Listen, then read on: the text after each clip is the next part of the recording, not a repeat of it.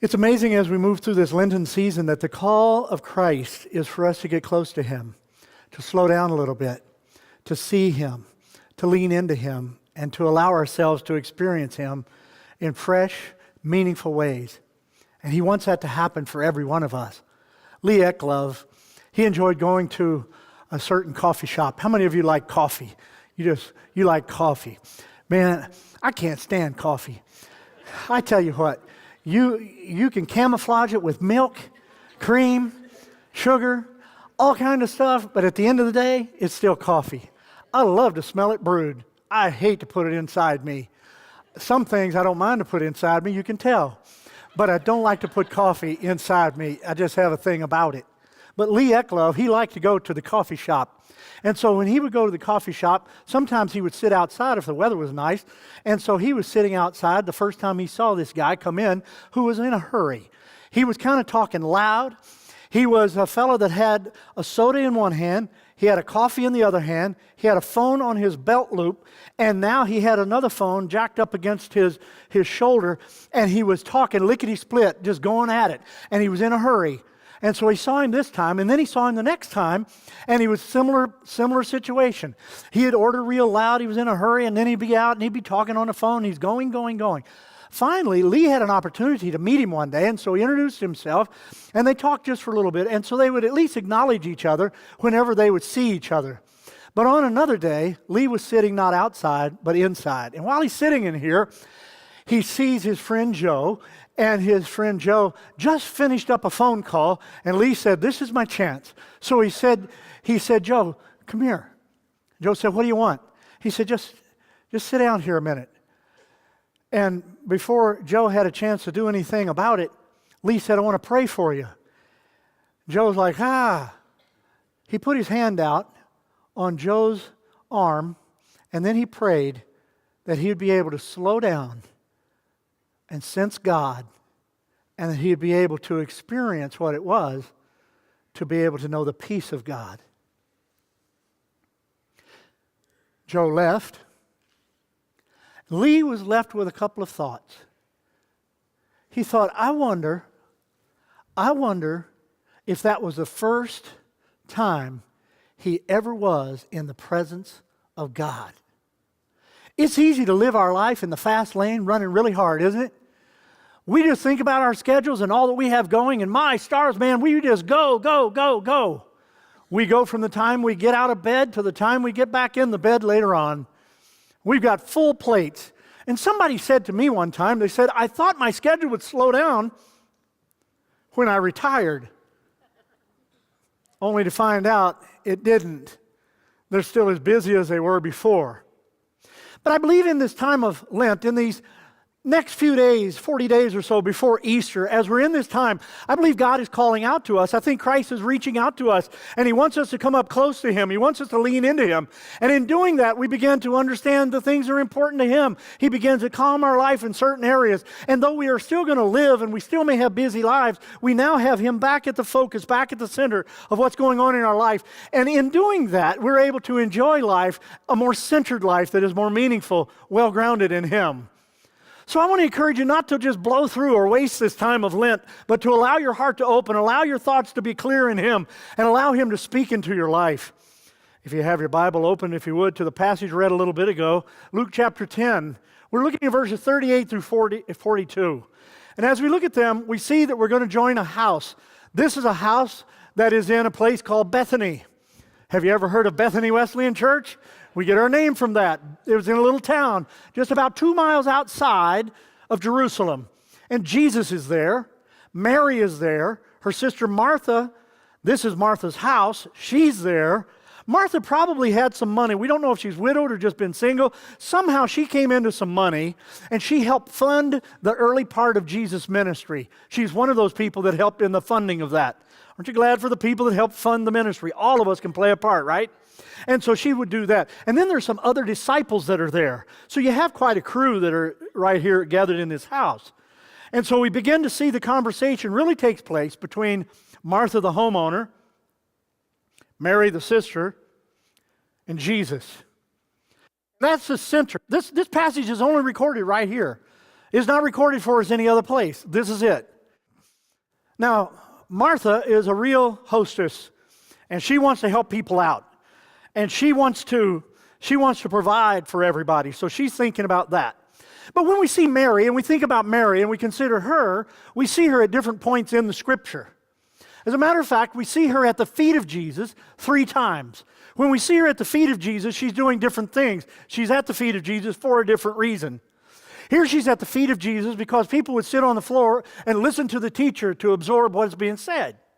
We sit in chairs. They would sit on the floor. And so she's at the feet of Jesus as he is teaching. And she's hearing his words while the meal is being prepared. She just stopped whatever she was doing and she came in the other room. Now she's sitting here. And as she stopped what she's doing, she is really taking this in. Another time we see her at the feet of Jesus, John chapter 11. We begin to understand something's happening there. Her brother Lazarus had died. Jesus comes to town. They've sent for him, but he didn't show up. Have you ever prayed and wondered where he was? They sent for him and wondered why he didn't show up. Been there, done that, right? And in these moments when Jesus does show up, she said, if you had just been here, my brother wouldn't have died. Man, Jesus says, well, where is your brother? He knew where he was. She said, we already buried him. Well, let's go see the place. And she says, oh my goodness, he's already been dead a while. No way. We see her another time. She's at the feet of Jesus.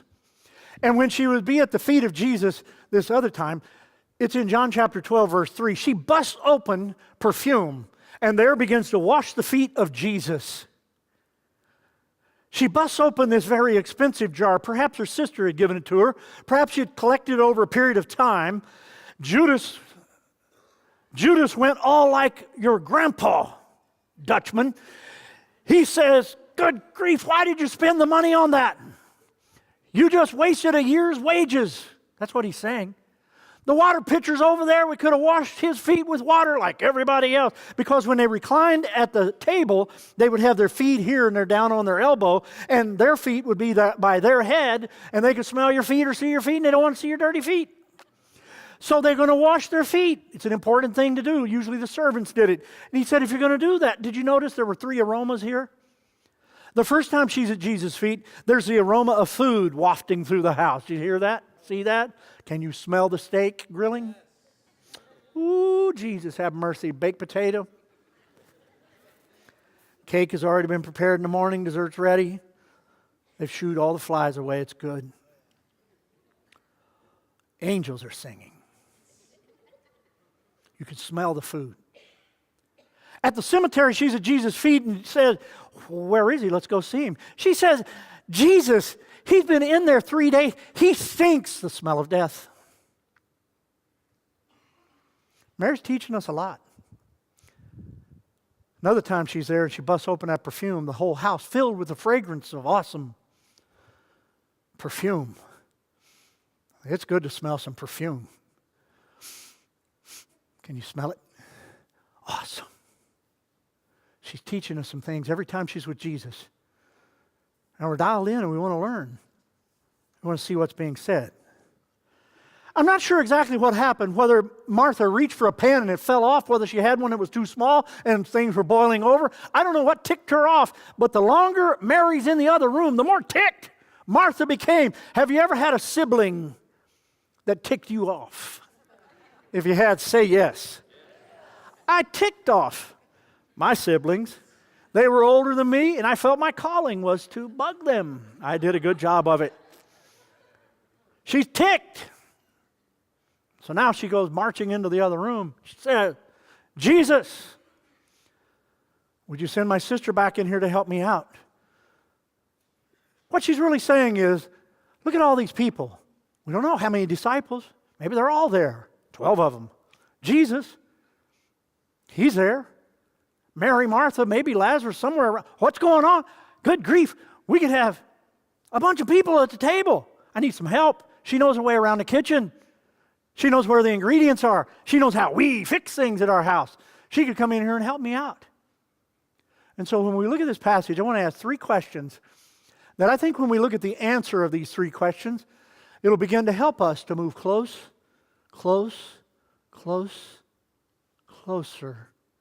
to Jesus in this season of Lent and be able to draw from Him the things He wants to give us. First question is this: how do you spend your time with Jesus? How do you spend your time with Jesus? Martha's in the other room. As soon as the crowd is gathered at her house, she goes to the natural thing of, well, I've got to host them.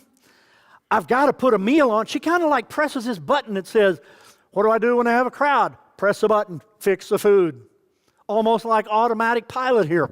I've got to go do that. And so she begins to prepare a meal. She's giving her time to the things that are in her gift zone.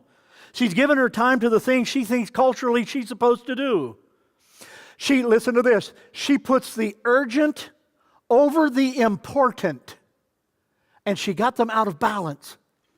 And sometimes we put the urgent over the important, and we get out of balance. If we're not careful, we allow our time to get absorbed with all kinds of urgent things, and we neglect the very presence of Jesus, the very person of Jesus, the very words of Jesus, and we kind of put Him in the margins of our life. When you look at your schedule, if you have smaller children, you kind of look at your schedule, you get up in the morning and make sure everybody's awake. You make sure everybody's shined up. They brush their teeth after they've had a nice little breakfast to tide them over to lunchtime. You make sure that they have their bag with them so they can go back into school. They catch the bus or you drive them over and they go on into school. They get off the bus or get out of your car and you see them off. They run in and they do the school thing all day. They come home after school and what do they want to do? They want to eat a snack. They want to watch cartoons. They want to play some games for a while. So you give them a snack and you let them kind of chill for a little bit, that they might just kind of rest a moment. And then you start thinking about homework. Pretty soon you're thinking about supper. And so you maybe talk about homework and they get on with a little supper. And then you really make sure the homework is all done. And then you've got to drive them over to something and you've got to drive back home from that something. And when you get back home from that something, you're going to make sure everybody gets a shower and the clothes are ready for tomorrow. And then you want them to brush and flush so they can get ready to go to bed. And you go into the other room and you plop down in the lazy boy for a minute, and you may turn on some news or check your net, and then you say, whew, I got to go to bed and do this all over again tomorrow. The hamster wheel, the rat race.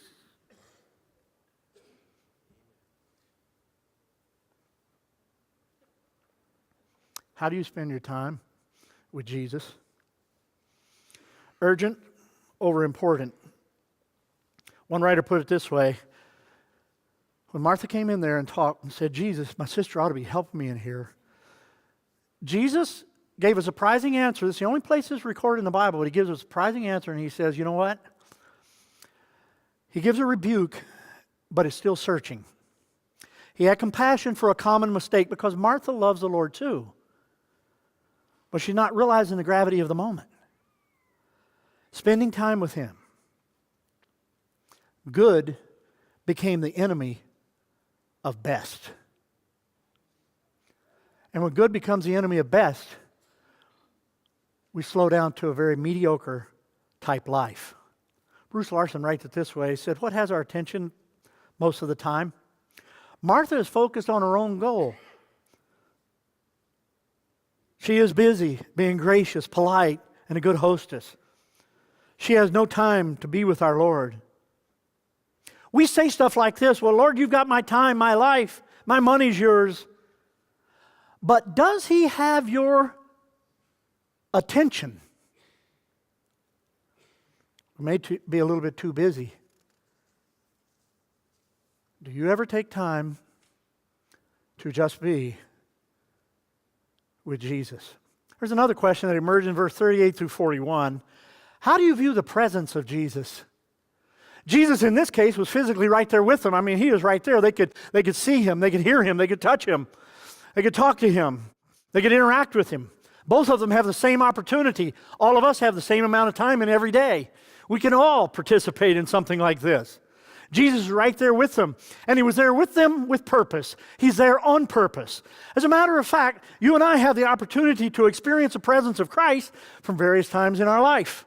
I remember working at Westinghouse, and when I did, I was welding. And as I welded, I would have this safety hat on, have all my leathers, and I had a helmet that would flop down to protect my face from the sparks. And then you have a lens there. And that lens is what you see through. It shields and protects your eyes. So when you turn the spark on, I was MIG welding there. When you get the wire spool feed MIGging and welding for you, and you hear the bacon go.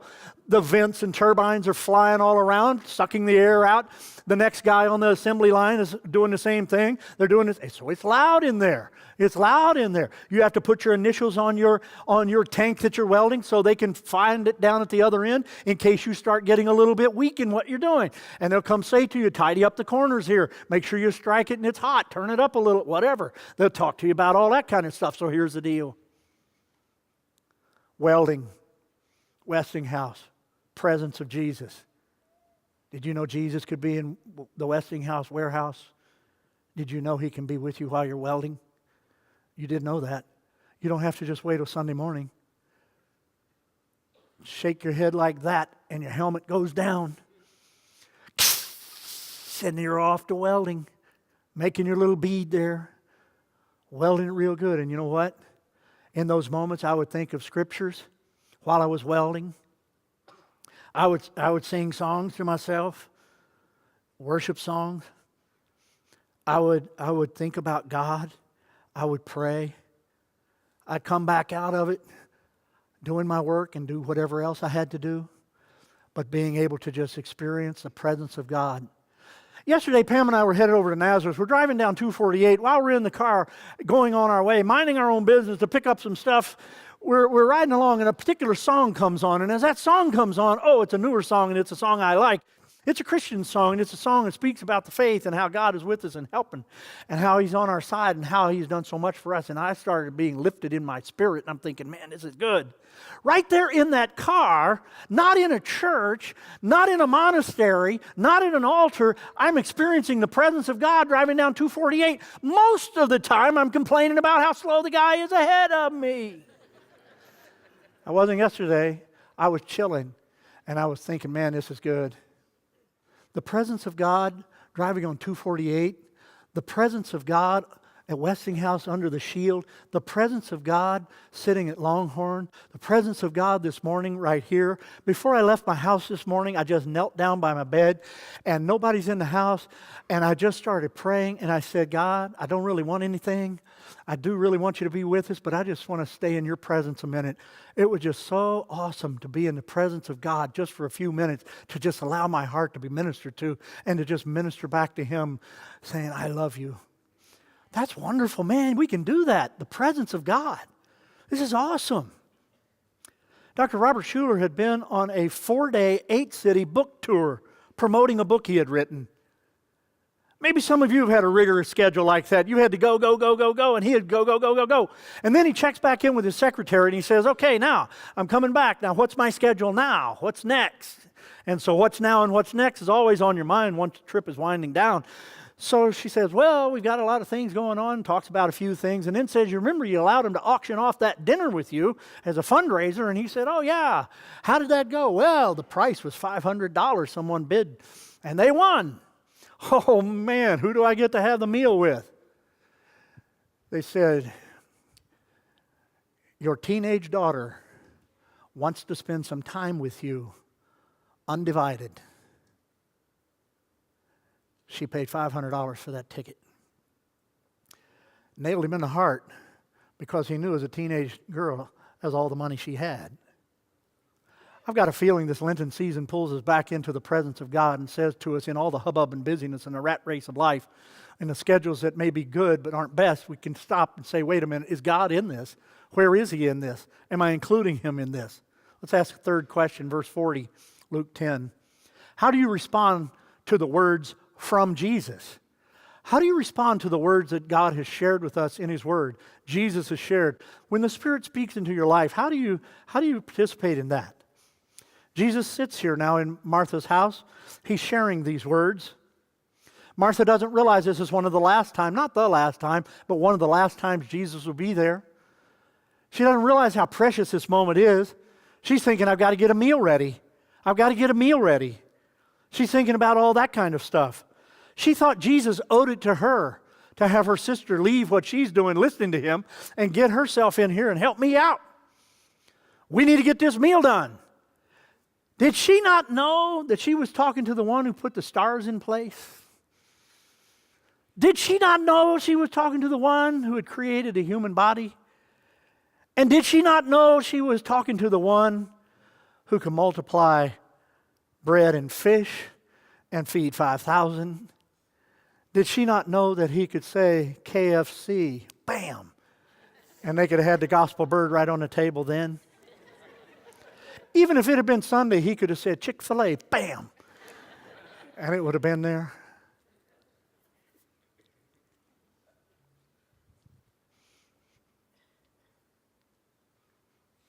We put the urgent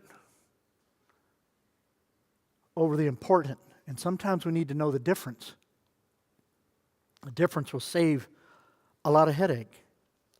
Warren Wiersbe puts it this way: it is important to serve the Lord and to serve others. So you still have to eat, you still have to prepare, but maybe not right then. But it's even more important to delight your Lord by spending time with Him.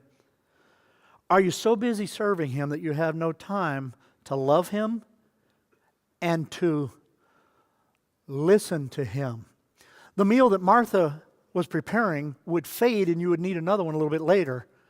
The words that Jesus would share would last 2,000 years. A lifetime and beyond. Isn't that powerful? That's incredible. Lasts forever. When I was a little kid, my twin cousins, Rod and Rhonda, came over. We had a lot of twins in that side of the house, and they were some. And they came over. They were with their parents, Chuck and Martha, my aunt and uncle, and they were so excited. They had just been to Six Flags over Mid-America. It was a new place set up in St. Louis. It was a couple of hours away from us. We had heard about it. We hadn't yet been. Oh, they started describing the log ride, and I got excited thinking about the log ride. Wow. In my mind, I was trying to imagine what it looked like. Then they started talking about other things. They talked about this thing you could get in. It's kind of like a round room. I never heard of a place quite like it. It was new. Something that they had just coming out with. I mean, we still had tin cans and strings for phone back then. So it was new. Some of you kids wouldn't even imagine what I'm talking about. You've seen it and grown up with it. It's been there, but it wasn't always. This round room you would get in, it would start spinning, and the faster it would go, everybody would be forced against the wall, right? Floor begins to go out from under you, and everybody's kind of looking in amazement, and some people are squealing and screaming, and other people are just thinking, how in the world am I not going to slide down the wall? They started describing this ride. It went up in the sky and went over the whole place. They said, you can ride on the sky ride. Man, I looked at that and I thought, as a little kid when we went, that is so scary. That's way up in, you could get in it and start doing this, and my mom said, no! She got freaked.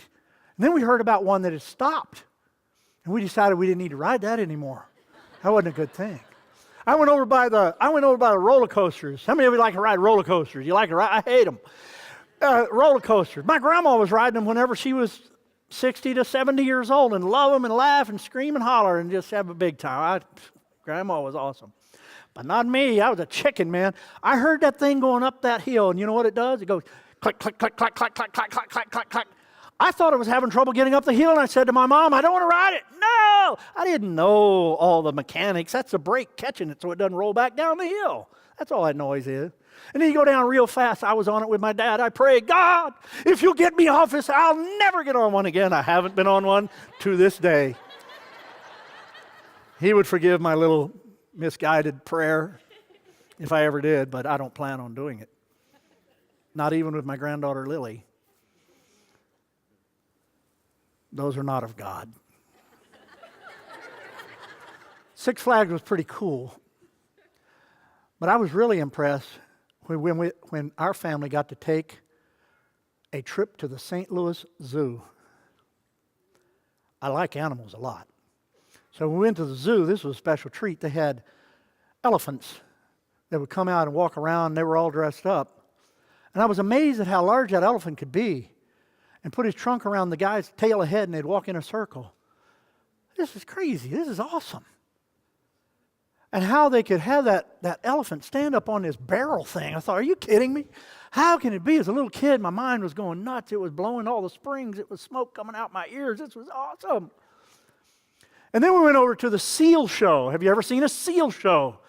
I had never seen a seal show until there. And I look at that and I'm thinking, that seal's smarter than some people I know. This is amazing. That seal could balance a ball upon its nose. It could jump through a hoop. It could swim around a lap and come back up and jump right at the right place and grab a fish out of the trainer's hand. It was incredible. I thought seals. But the monkeys. Have you ever seen a monkey show? They had extraordinary trainers. It was a go-to destination all over the place. People would go to this zoo. It was incredible. Monkey show. Are you kidding me? They had mini bikes, monkeys riding around on the mini bikes in the circle. That was incredible. They had ponies that would come out in a little bit, and they would run around. And the monkeys are swinging around up on these, and those horses come in, they'd start running in a circle, and the monkeys swing off and land right up on the back of that thing, and they'd be riding around big as you please. They did all kinds of fun things. Man, they had some great trainers there. But the mother lode, for me, when I was a little kid, was when we got to go see the lion show. Lion show is amazing. How many of you like cats and you're okay to admit it? Lord, have mercy on my friends. Well, we're talking about a much larger animal, big cat. He'd probably like your cat too, but not for the same reason you do. But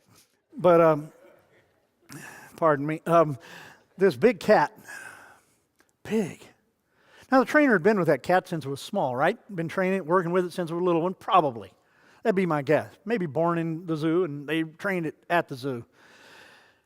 You know what I learned about trainers? They take 3 things into the arena whenever they're going to train a lion. I didn't know this was an education to me. They take a whip, and I'm thinking, what? A whip? That seems a little weak. They take a pistol. Now you're starting to talk. I can understand this because that lion's so big, if it decides it doesn't like you, it could be. But you know what else they do? If you are ready to hear it, say yes. All right, here it is. They'll take a chair, stool, with 4 legs, and they'll get right up into the face of that lion, and they'll move it around like this. It psychs out the lion. You know why? The lion's trying to focus on all 4 legs and doesn't know which one to focus on, and it can't focus, so it starts doing this kind of stuff. And the trainer has it right where he wants it. In this season of Lent, God is calling us to quit looking at all the other stuff and to look at Him. That's what He wants. To look at this Jesus who chose to die on the cross out of pure love for us. One writer put it this way, very homey way, but I get it. Sit at Jesus' feet.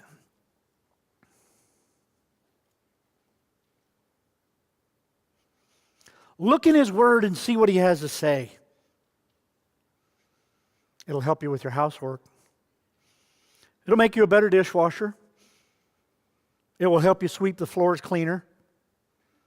You'll dig a better ditch, mow a better lawn, study your lesson better. Your work at the office will be easier. You'll be able to drive your car better.